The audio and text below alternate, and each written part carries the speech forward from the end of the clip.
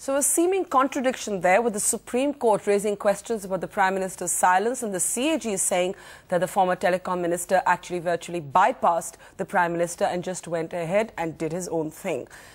But does this scam now go well beyond the telecom minister, or rather the former telecom minister? Is the Prime Minister answerable as well, with the Supreme Court turning the focus on him and his party? Let's get started with our debate this evening. Manish Tiwari, it's very difficult for anybody to understand that the Prime Minister writes a letter to one of his own ministers, clearly laying down a code for transparency, clearly not happy with the way the telecom minister in his cabinet is conducting things. But then the telecom minister goes ahead and does what he wants to anyway, and the Prime Minister never intervenes to stop him. The Prime Minister is surely not helpless. He could have stopped Mr. Raja if he wanted to, and that, in a sense, is what the Supreme Court is alluding to today.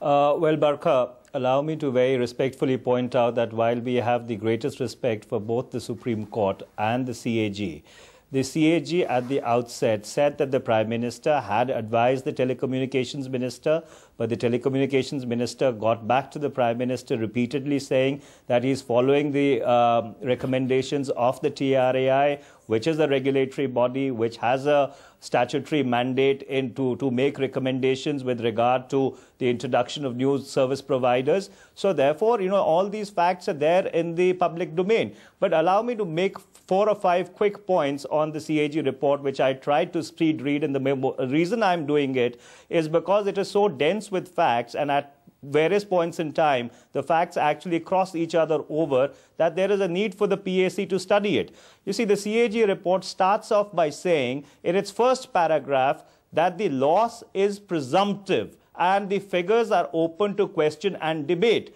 It repeats it on page 8, repeats it in the final 3 lines of the conclusion, as well as on page 33 and 35. The second point which the CAG report makes is that the TRAI chairperson advised the telecom secretary that the new licensees should be given licenses at the price of the 4th cellular.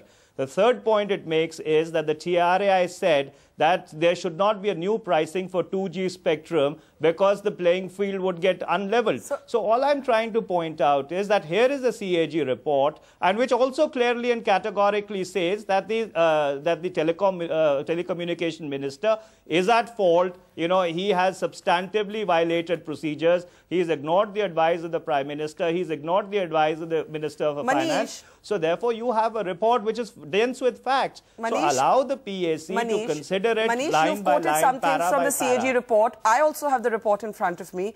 It also says that the Department of Telecom process lacked transparency and fairness. It says Raja ignored the advice of the Prime Minister, the Finance Minister and the Law Minister, that there was undue haste in receiving and processing applications, that there was a violation of a 2003 cabinet decision to allow additional spectrum at 2001 prices, that there were undue benefits to RCOM and it was allocated spectrum ahead of others. Similar undue advantage was given to Swan Telecom, and so on. In fact, it says that 5 of the big companies given telecom licenses was irregular. My question is, hang on.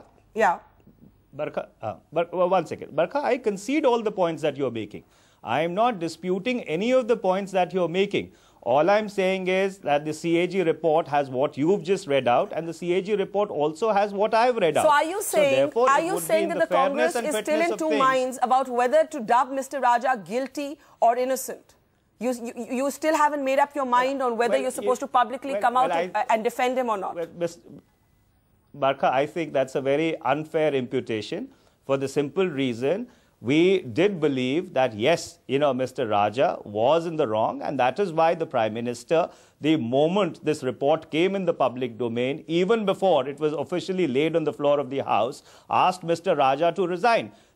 Please appreciate that these licenses were allotted on the 10th of January 2008. It is this government, it is this Prime Minister which, at the recommendation of the CVC, allowed a full transparent CBI inquiry to take place, which allowed the CAG to examine it extenso. No files were held back from the CAG. In fact, they are on record thanking the government for allowing them complete access. So therefore, we had nothing to hide.